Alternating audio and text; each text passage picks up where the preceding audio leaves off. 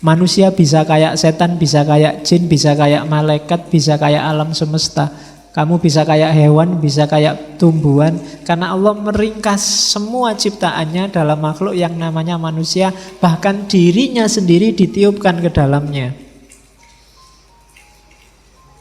Jadi itulah hakikatnya manusia.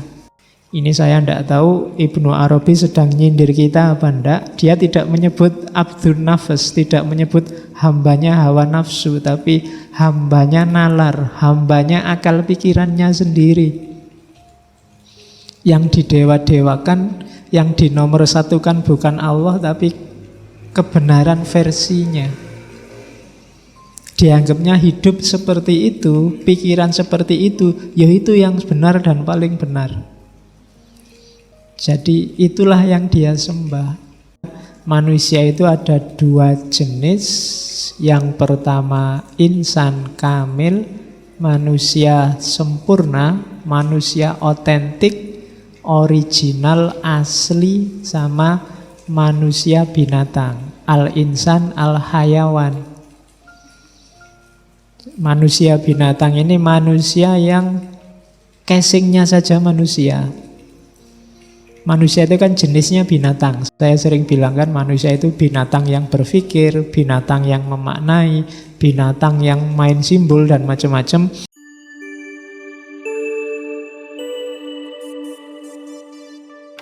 Assalamualaikum warahmatullahi wabarakatuh. Bismillah. Mari kita lanjutkan ngaji filsafat kita. Oke. Jadi Ibnu Arabi ini nanti membedakan manusia itu ada dua jenis. Yang pertama insan kamil, manusia sempurna, manusia otentik, original, asli, sama manusia binatang. Al-insan, al-hayawan. Manusia binatang ini manusia yang casingnya saja manusia.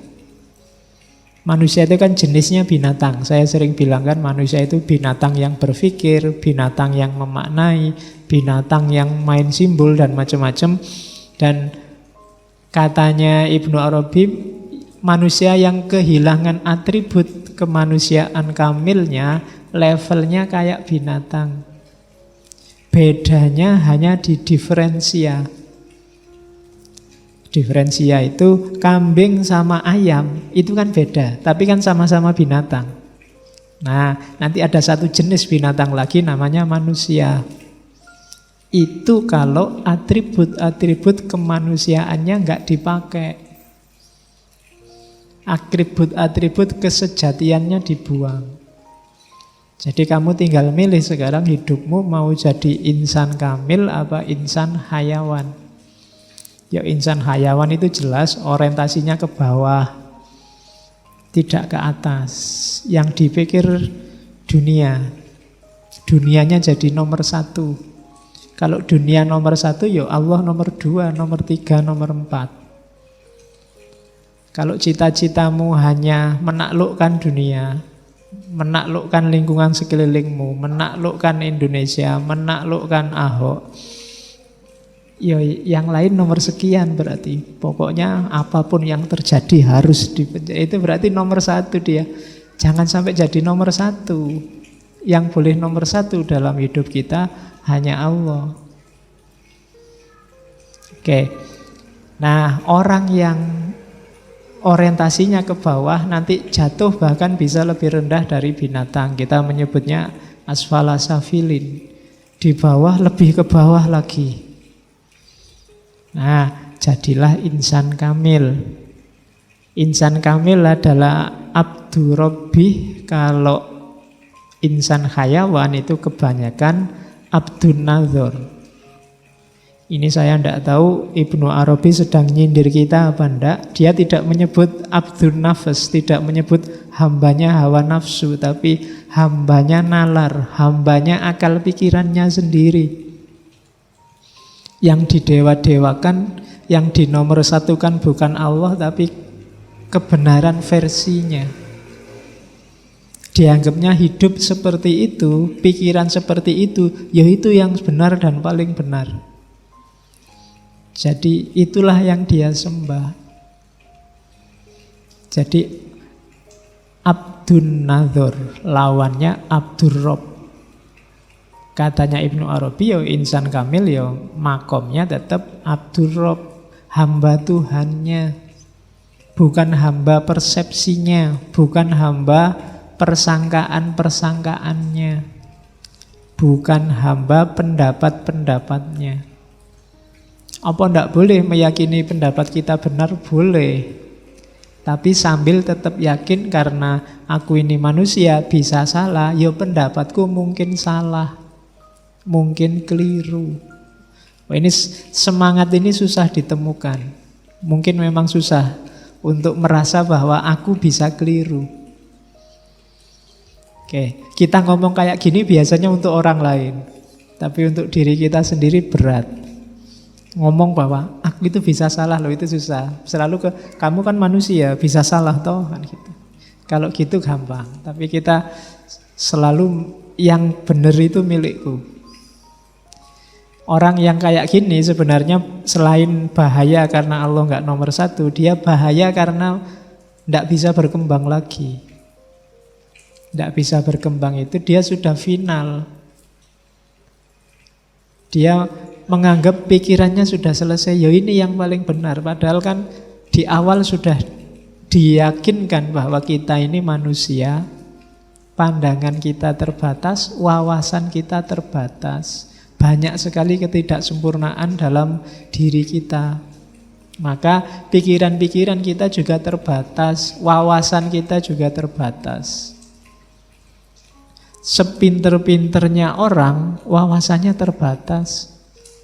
Sak jago-jagonya Habibie misalnya, kamu anggap dia jenius, IQ-nya berapa? Dalam banyak hal mungkin ada hal-hal yang kamu ketahui Habibie tidak tahu. Mungkin Habibie tidak ngerti gimana caranya gitaran, Habibie tidak ngerti gimana caranya nyedot rokok dengan sudut yang paling enak. Itu tidak ngerti Habibie. Gedenya nggak pernah ngerokok. Ya kan, yang penting tidak ngerti kan, dia juga tidak tahu segalanya, sejenius apapun. Donald Trump yang sekaya itu, dia merasa bisa membeli segalanya, sangat banyak yang dia tidak tahu dan tidak ngerti. Sopo, tinggal kamu sebut Einstein kah? Atau filosof-filosof yang kita bahas 100 pertemuan lebih, banyak dia yang tidak tahu. Sak jago-jagonya Ibnu Rus mungkin dia belum pernah lihat binatang yang namanya kerbau apa bebek. Karena Spanyol, Timur Tengah, zaman abad keberapa mungkin tidak ada. Ya kan? Tidak, kita terbatas kok. Kebenaran yang kita tahu hanya sejangkau pengalaman kita. Yang sempat mampir di kepala kita. Itu saja. Maka jangan disembah nalarmu. Jangan disembah pikiran-pikiranmu. Merasalah selalu bahwa masih banyak yang harus kamu ketahui. Bahwa untuk kepentingan pragmatis, praktis kamu butuh pengetahuan-pengetahuan tertentu ya. Tapi tetaplah terbuka. Biar kita bergerak terus ke arah yang lebih baik dan lebih baik. Oke, biar tidak dituduh oleh Ibnu Arabi kita ini hamba nalar. Yang kita dewakan kebenaran pikiran kita sendiri, bukan Allahnya. Oke, jadi itu kategori-kategori awal sebelum kita masuk ke insan kamilnya. Terus, apa sih insan kamil itu? Jadi, manusia itu satu-satunya makhluk di dunia ini yang sifatnya sintesis, jamaiyah. Kalau dalam Futuhat, majmuk. Jadi segala atribut, segala karakter alam semesta, juga bahkan karakter ketuhanan ngumpul dalam diri kita yang namanya manusia. Jadi kalau bahasa mudahnya, jasad kita yang lahir ini mikrokosmos. Sementara dimensi batin kita itu ilahiyah sifatnya. Jadi manusia itu lengkap. Kita mengandung semua kandungan alam semesta, sekaligus dalam diri kita ada penggerak yang asalnya langsung dari Allah. Wa nafakha fihi min ruhi. Oke. Maka insan kamil itu mudahnya ketika seseorang sadar akan jati dirinya dan mampu mengaktualkan potensi ilahiyah yang ada dalam dirinya. Jadi semua yang tidak mengarah ke situ tidak esensial bagi insan kamil. Jadi rumusnya itu, makanya sadarilah dirimu bahwa alam semesta itu ada dalam dirimu. Segala unsurnya, apapun itu, ada. Makanya kita disebut mikrokosmos. Maka tugas awal seorang manusia itu bukan memahami keluar, tapi muhasabah ke dalam. Coba baca dirimu ke dalam, serius. Lihatlah apa saja faktor, variabel, unsur yang mengkonstitusi hidupmu, lahir maupun batin. Kalau ketemu dirimu yang sejati, berarti kamu sekaligus memahami makrokosmos dan memahami Tuhan. Kenapa memahami makrokosmos dan memahami dirimu itu sekaligus memahami Tuhan? Karena alam semesta termasuk kita manusia itu tajallinya Tuhan. Tajalli itu kalau bahasanya dunia lain itu penampakan. Kalau bahasanya wayang itu pengejawantahan. Itu namanya tajalli. Jadi Tuhan itu menampakkan dirinya lewat makhluknya, lewat alam semesta, lewat kita. Jadi kenalilah Tuhan di aku, di alam semesta, dalam dirimu. Kenapa? Ya karena memang kita ini, itu kan nanti doktrin wahdatul wujudnya Ibnu Arabi kan bunyinya begitu. Kita itu tajallinya Tuhan. Ketika Tuhan ingin dikenal, lahirlah dunia seisinya, alam semesta termasuk manusia. Oke, nanti kita jelimiti lagi pelan-pelan. Jadi yang penting rumusnya itu dulu, bahwa insan kamil itu perpaduan sintesis antara makrokosmos dan ketuhanan dalam diri manusia. Oke, rumus pertamanya itu. Oke ya, jadi sekarang manusia sebagai insan kamil.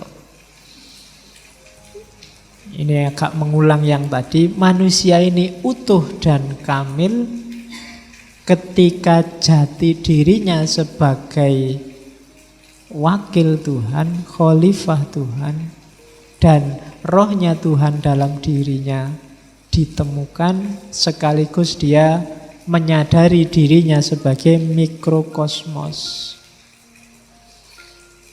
Oke.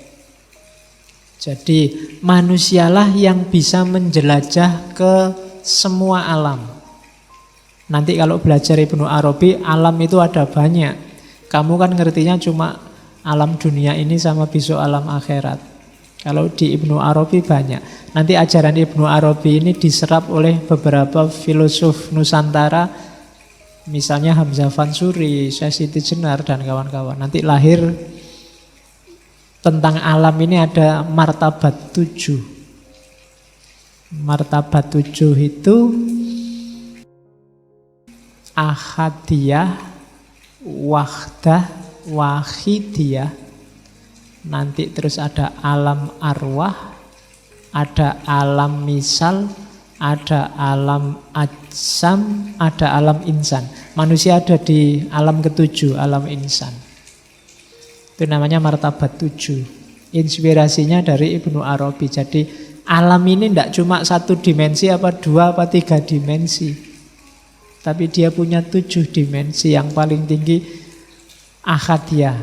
Manusia bisa nyampe makom ahadiyah kalau atribut-atribut fisiknya dia tinggalkan. Ahadiyah itu fase ketika Tuhan dalam kondisi negasi. Negasi itu tidak bisa dijelaskan. Satu-satunya cara untuk menjelaskan pakai kata-kata tidak. Jadi tidak begini, tidak begitu. Tidak A, tidak B, tidak C, tidak D. Kalau dijelaskan pakai statement positif, pasti salah. Itu makom ahadiyah, level paling tinggi.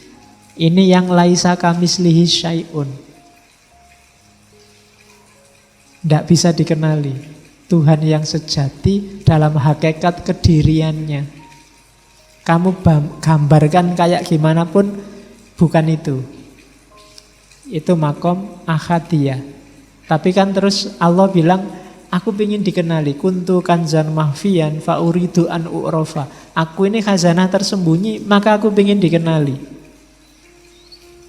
Dari situ Allah menciptakan makhluk. Nah, level pertama yang disebut hakikat Muhammadiyah tadi ada di dunia kedua. Dunia wahdah. Kemudian limpahan dari wahdah, ya realitas ini, alam semesta dan seisinya ini, dunia wahidiyah. Sudah ada zat, sudah ada sifat. Meskipun belum terinci. Baru nanti masuk ke level-level di bawahnya. Ada alam arwah, alam ajsam, alam insan, dan seterusnya. Kapan-kapan kalau kita ngomong filosof sufi Nusantara, kita bahas itu. Ronggo Warsito juga menyinggung itu dalam serat Hidayat Jati. Oke, itu bau Ibnu Arabinya kuat. Jadi arahnya ke manusia sebagai insan kamil. Oke, terus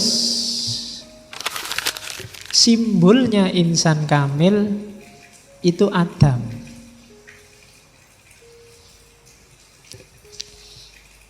Ya, jadi kenapa Adam? Ya kalau pingin ngerti manusia yang original kan Adam. Adam itu di jasmaninya diciptakan dalam citra alam, rohaninya diciptakan dalam citra Tuhan. Kalau dalam bahasa lain, Tuhan itu meringkas semua ciptaannya dalam manusia. Dalam dirimu ada alam semesta, ada malaikat, bahkan mungkin ada jin, ada setan. Bisa. Manusia bisa kayak setan, bisa kayak jin, bisa kayak malaikat, bisa kayak alam semesta. Kamu bisa kayak hewan, bisa kayak tumbuhan. Karena Allah meringkas semua ciptaannya dalam makhluk yang namanya manusia. Bahkan dirinya sendiri ditiupkan ke dalamnya. Jadi itulah hakikatnya manusia. Oke. Dalam citranya itu seperti apa sih Pak? Wa khalaqa Adam ala suratihi. Apa sih maksudnya manusia diciptakan dalam citra? Kamu kan bingung dengan kata-kata citra itu. SBY sukanya pencitraan. Terus siapa kalau ada orang yang kamu benci melakukan kebaikan, kamu tuduh pencitraan. Apa sih janjane citra itu? Jadi yang dimaksud ala suratihi itu dalam diri manusia diberikan semua semua nama-nama Tuhan sebagai potensi karakternya. Semua nama Tuhan, sebut saja Asmaul Husna, itu dalam dirimu ada semua. Rahman, Rahim, bahkan Khalik, Musawwir, Ra'uf, dan seterusnya itu. Kamu punya semua karakter itu. Pencipta, manusia bisa banyak mencipta. Dia punya sifat namanya kreatif. Ya kan? Sampai lahir gelas, lahir teh. Ini kan pencipta.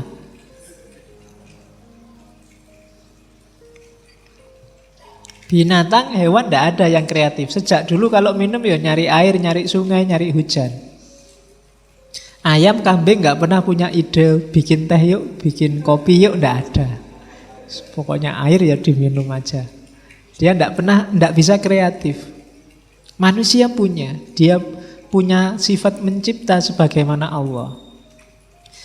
Manusia juga bisa menyiksa sebagaimana Allah. Dalam sejarah banyak kan manusia yang punya karakter menyiksa.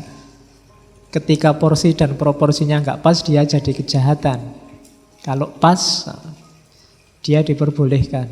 Ya dalam konteks tertentu kan kadang dibutuhkan kesulitan-kesulitan, keruwetan-keruwetan demi harmoni. Itu ada karakter-karakter Allah yang di situ dimiliki manusia.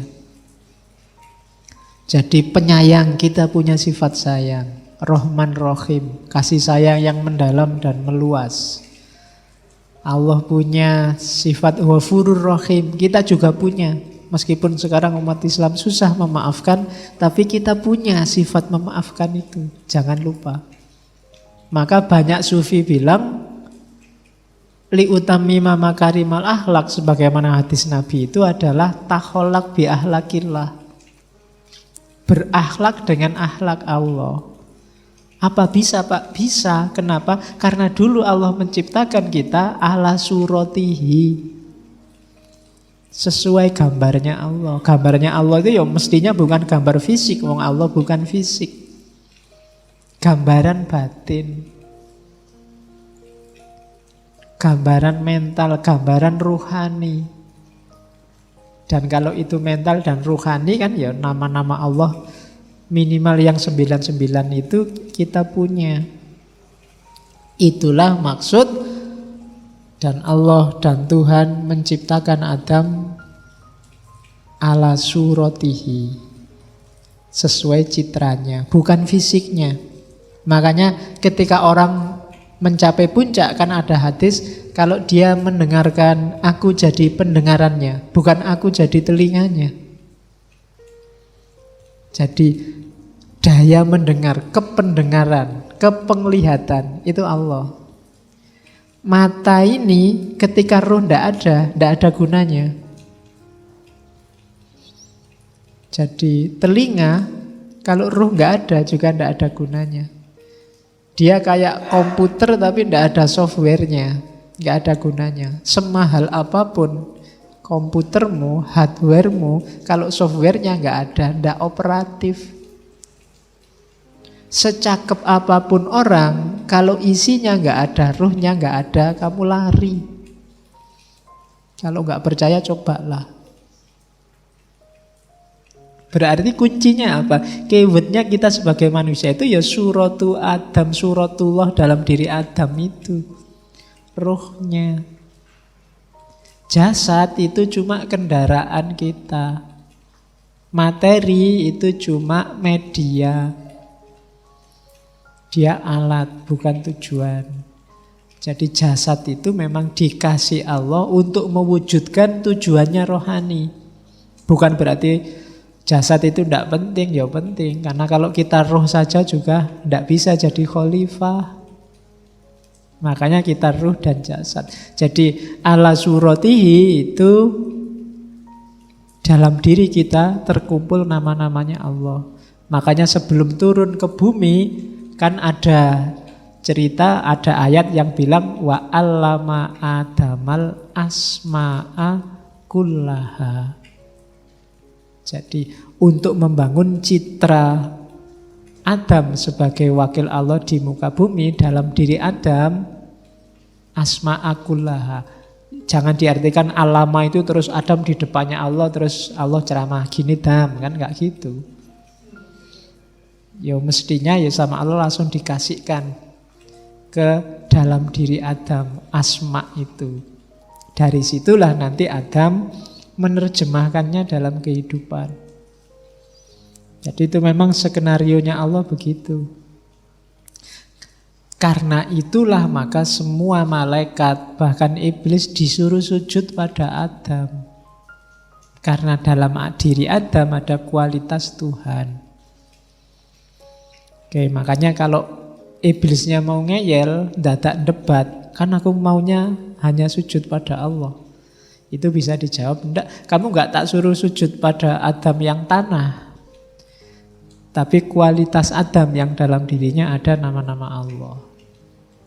Yang semuanya harus tunduk pada keagungan nama-nama Allah. Jadi itu katanya Ibnu Arabi nanti simbolnya insan kamil itu Adam. Berarti insan kamil itu manusia yang kembali ke fitrahnya sebagai tajallinya Allah melalui nama-namanya. Berarti manusia paling sempurna adalah manusia yang berakhlak mulia. Bukan manusia yang semata-mata paling banyak ibadahnya. Ibadah yang tidak ngefek ke akhlak, tidak ada nilainya. Sholat yang tidak tanha anil fahsya wal mungkar, tidak ada nilainya. Apalagi sholat dipakai sebagai jalan untuk bikin susah orang. Karena kamu bikin macet jalan. Ya, mulai ya kan. Jadi aneh sekarang sholat kok baunya politik. Sholat kok baunya. Dan sholat jadi jalan kemungkaran. Tidak bisa. Haji itu jalan untuk egalitarian, manusia diajari oleh Allah untuk merasa dirinya setara dengan yang lain, itu lewat haji. Maka tidak boleh pulang haji kok malah merasa lebih tinggi dari yang lain, karena dia sudah haji, yang lain belum. Itu berarti pelajarannya gagal. Karena pelajaran haji adalah pelajaran egalitarianisme. Kalau zakat itu pelajaran tazkiyatul mal, membersihkan harta. Targetnya apa? Jiwa yang tidak terikat, tidak jatuh cinta pada dunia, pada harta. Kalau kamu zakatnya utuh, zakat malnya, zakat fitrahnya beres, tapi jiwamu sangat terikat oleh duniamu, oleh hartamu, berarti targetnya zakat gagal. Visinya zakat gagal. Sama kayak kamu sholatnya lengkap, tapi curangnya juga lengkap, korupsinya juga lengkap. Itu sholat yang tidak ada gunanya. Ada sholat yang malah bikin kamu masuk neraka. Kalau surat Al-Ma'un itu kan, alladzina yura'una, orang yang sholat tapi pamer. Tidak masuk surga, malah fawailul lil musallin. Kamu masuk neraka wail.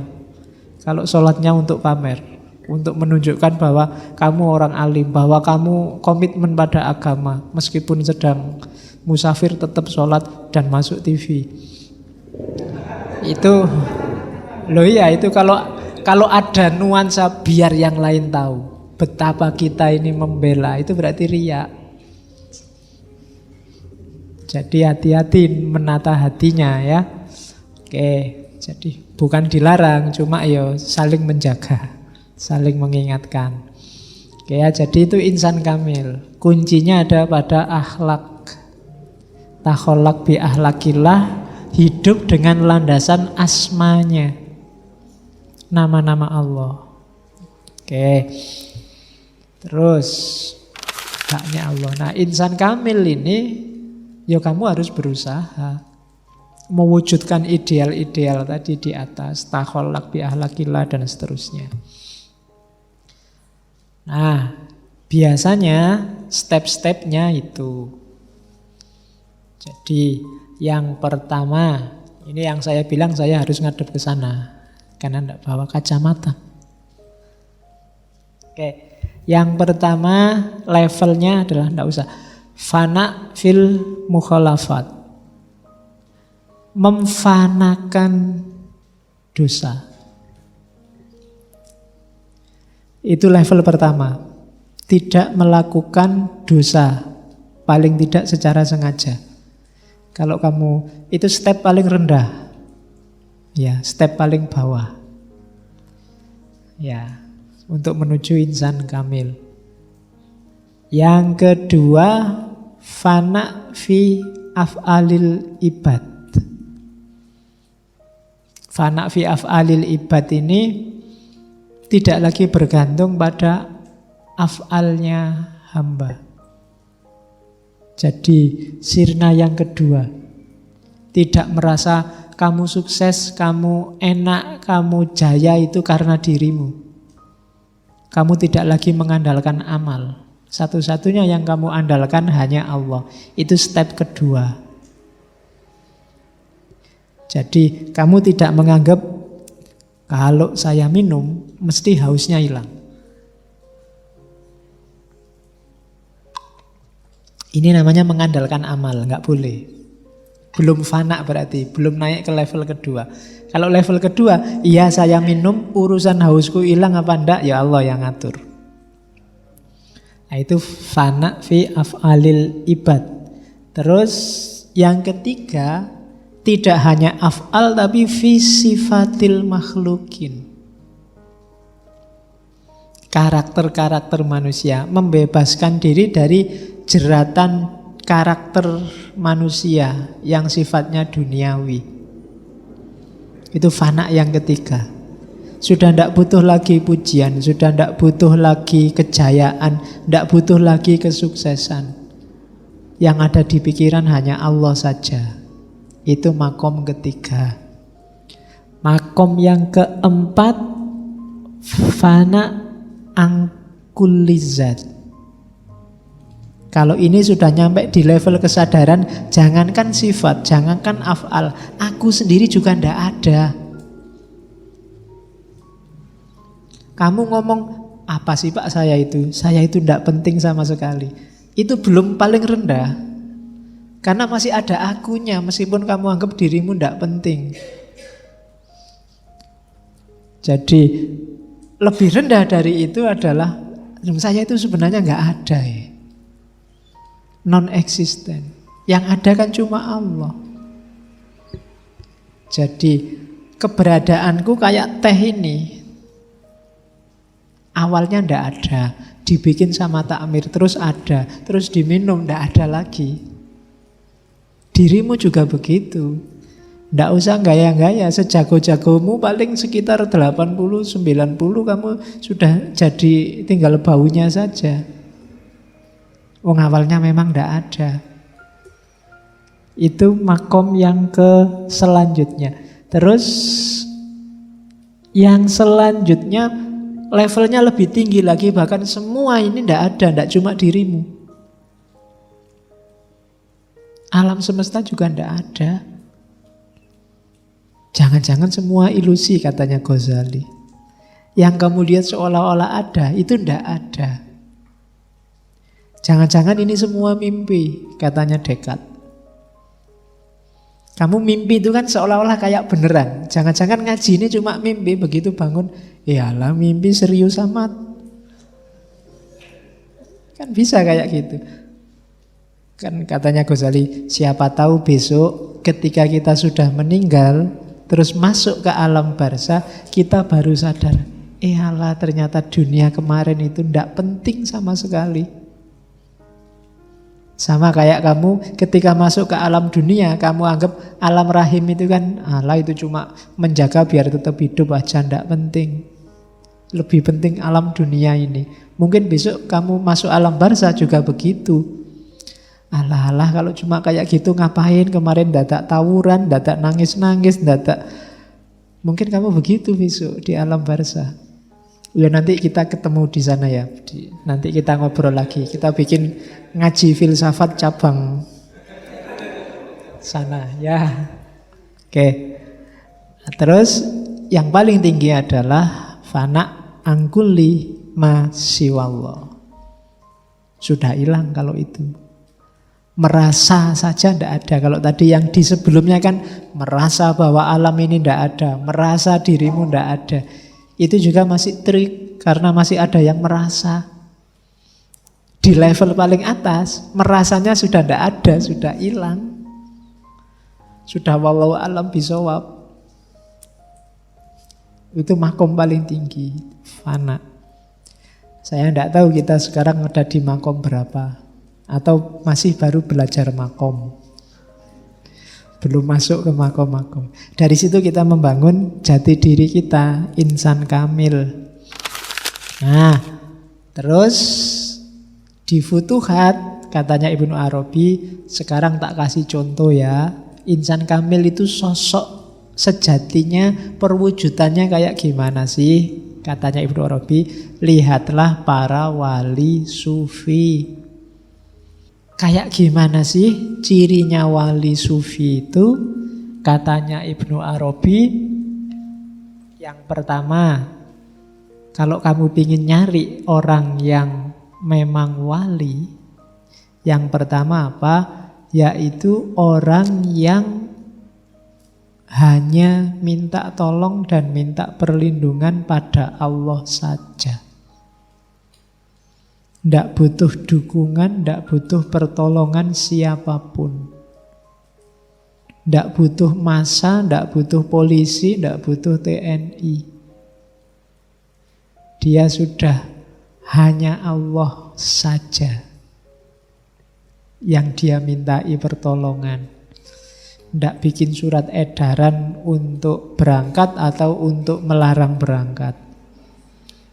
Ya, jadi dia tidak butuh semua itu sudah. Tidak penting.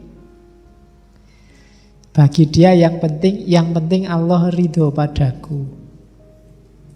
Oke, jadi itu ciri yang pertama. Jadi hanya Allah saja pelindungnya. Yang kedua adalah yang tadi, orang yang taholak bi ahlakillah. Orang yang ya wis gampang-gampangane akhlaknya terpuji.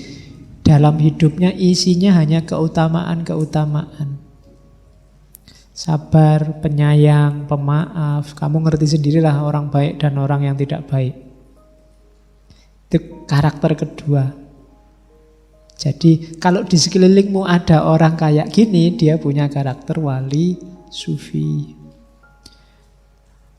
Jadi siapapun itu, ya wali sufi itu kan kayak tadi insan kamil ya, dia menjamin keberlangsungan alam, keberlangsungan kehidupan kita sehingga tidak jadi kiamat. Jadi hari ini kan banyak teman-teman kita yang tawuran. Nah, kenapa kok ini semua sudah rusak, kok tidak kiamat-kiamat ya? Karena mungkin masih ada orang-orang yang karakternya wali sufi ini. Dialah yang menopang. Maka kalau ada ulama, kalau ada aulia yang meninggal, itu kan di hadis, di kitab kita banyak disebut itu bencana yang luar biasa. Berarti selangkah lebih dekat dengan kiamat. Jadi orang-orang ini, wali sufi ini kan yang nyambung kita sama yang di atas, sama Allah. Ini kalau HP itu, para wali sufi ini kayak towernya. Begitu towernya hilang, sinyalmu hilang. Kamu tidak bisa lagi nyambung sama providernya. Jadi maka hargailah orang-orang ini. Gara-gara mereka dunia ini tidak sampai kiamat, sampai hari ini. Ya, sekarang kan banyak yang tawuran-tawuran itu. Oke, harusnya umat Islam itu wasaton. Wasaton itu wasit. Cuma sekarang wasitnya ikut main. Susah sekarang wasitnya main. Janjane kalau gini loh, kalau ada orang tawuran, misalnya di ngaji ini ada yang gegeran tawuran, itu kan kamu pertama-tama tidak bahas siapa yang salah, siapa yang menang, siapa yang benar. Tapi pertama-tama yang dilakukan apa? Dipisah, biar nggak tawuran. biar nggak pukul-pukulan, kan gitu. Itu namanya wasit. Jadi hari ini nggak ada yang misah. Jadi ada saudaramu tawuran, yang lain nggak misah, tapi satu pihak ini, kamu pihak siapa? Pihak sana, ayo tawuran sekarang ganti, kita beda pihak. Terus gitu, nggak ada yang misah. Harusnya naturalnya itu kalau ada saudaramu yang tawuran, pertama-tama jangan ribut siapa salah siapa benar dulu, dipisah sih. Baru dijernihkan persoalannya. Hari ini ada temennya tawuran, yang lain sorak-sorak terus mendukung A, mendukung B, tidak ada yang mau misah. Itu menurut saya problemnya di situ. Akhirnya ya tetap tawuran. Oke, yang selanjutnya kok sampai situ. Terus orang yang selalu menyucikan dirinya lahir dan batin. Kenapa kok tidak batin saja penting? Iyalah, lahir penting no. Batinmu nggak dapat tempat yang layak kalau lahirnya rusak. Lahir juga penting, ya dipelihara lahir, tetap butuh makan, butuh tidur. Meskipun jangan makan berlebihan, tidur berlebihan. Harus tetap diopeni. Kalau kita kan yakin jasad lahiriah itu titipannya Allah. Usahakan titipan ini jangan disia-siakan. Besok kembalikan dalam kondisi baik, biar yang nitip tidak kecewa. Ya, jadi kalau kamu suka melekan, menyiksa tubuhmu dengan tidak tidur, itu hati-hati, nanti jangan-jangan yang nitip kecewa. Hiduplah yang tertib. Waktunya makan ya makan, kalau tidak punya uang ya utang. Ya, bilang ke temenmu, "Mbok aku utang duitnya ini loh, mau ngopeni titipannya Allah ini loh." Jadi masa nggak boleh kan gitu. Terus orang yang selalu bersyukur apapun yang menimpa dirinya, alhamdulillah. Orang yang sudah jatuh cinta itu dikasih apa saja seneng. Diomeli pacarnya seneng, apalagi disenyumi, tidak apa-apa, daripada dicuekin. Jadi apapun, dipukuli, dijiwiti seneng, itu berarti memang sudah cinta. Beda sama dagang. Kalau dagang itu dikasih nggak enak nggak mau, maunya dikasih yang enak baru terima kasih. Kita selama ini masih begitu sama Allah. Kalau dikasih enak-enak, kita baru alhamdulillah, wasyukurulillah, terus begitu. Begitu dapat nggak enak, gerundel, mengeluh. Apa dosaku? Apa salahku? Kan kita selalu begitu ya. Nggak, orang yang makomnya wali sufi, nggak ada yang tidak menyenangkan bagi dia kalau itu datangnya dari Allah. Dalam bentuk apapun. Ya berat ya. Terus orang yang muhsin, ini yang saya bilang di awal tadi, orang yang tidak merasa dirinya sudah cukup baik, maka dia ingin memperbaiki diri terus. Tidak merasa final bahwa akulah yang paling benar. Tapi dalam pikirannya, siapa tahu aku masih salah. Siapa tahu dalam kebenaran yang aku yakini ada ketidakridhoan dari Allah. Siapa tahu tersisip di situ riya, sombong, sum'ah, ujub, macam-macam. Jadi dia selalu hati-hati, selalu ingin lebih baik terus. Namanya muhsin. Tidak sekedar mukmin atau muslim.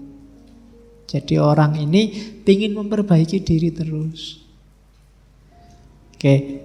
Dan yang terakhir cirinya wali sufi adalah menghadirkan Allah senantiasa dalam detak jantungnya, dalam setiap langkahnya, setiap kata-kata omongannya dan seterusnya. Itu cirinya wali sufi. Jadi dia yakin Allah hadir dalam hatinya, di mulutnya waktu dia ngomong, di pikirannya waktu dia mikir. Ini bikin orang hati-hati. Nggak ngomong sembarangan. Malu sama Allah. Karena Allah ada di situ. Bahkan dia hadir lebih dekat dari ulat leher kita. Bikin kita hidupnya terjaga. Itu wali sufi. ada apa-apa dikembalikan ke Allah. Jadi tidak mengeluh, tidak sumpek. Ada cerita seorang wali yang putranya ini diganggu terus sama orang lain.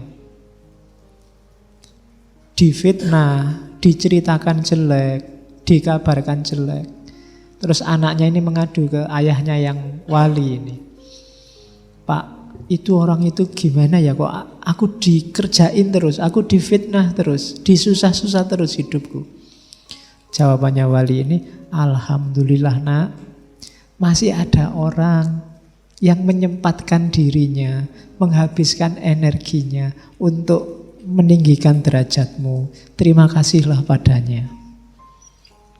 Jadi kalau ada yang gitu, kamu jawabannya bisa dipakai. Jadi iya kan, loh, ketika orang mencelamu, melecehkanmu, merendahkanmu, ini kan secara ya dalam dunia sufi itu yang untung besar itu dirimu. Maka terima kasihlah padanya. Dia mau loh menghabiskan energinya untuk berpikir, untuk bertindak, untuk ngomong tentang dirimu. Alhamdulillah, matur nuwun. Ya kan? Ya kalau bahasa teologisnya kan ketika orang menjelekkanmu maka pahala dia dikasihkan ke kamu. Dosamu dikasihkan ke dia. Kan logika ini kan bisa main dan terima kasihlah padanya. Dia mau bercapek-capek ria tanpa dibayar, tanpa dikasih imbalan apa-apa, ngasih kamu pahala, ngasih kamu kemuliaan. Itu wali sufi namanya. Cuma mental kayak gini saya tidak tahu masih hidup apa enggak hari ini. Ya. Sekarang kita menjual diri kita masing-masing sangat tinggi, sangat mahal. Jadi ya semoga hidup kita tidak dimahalkan oleh Allah.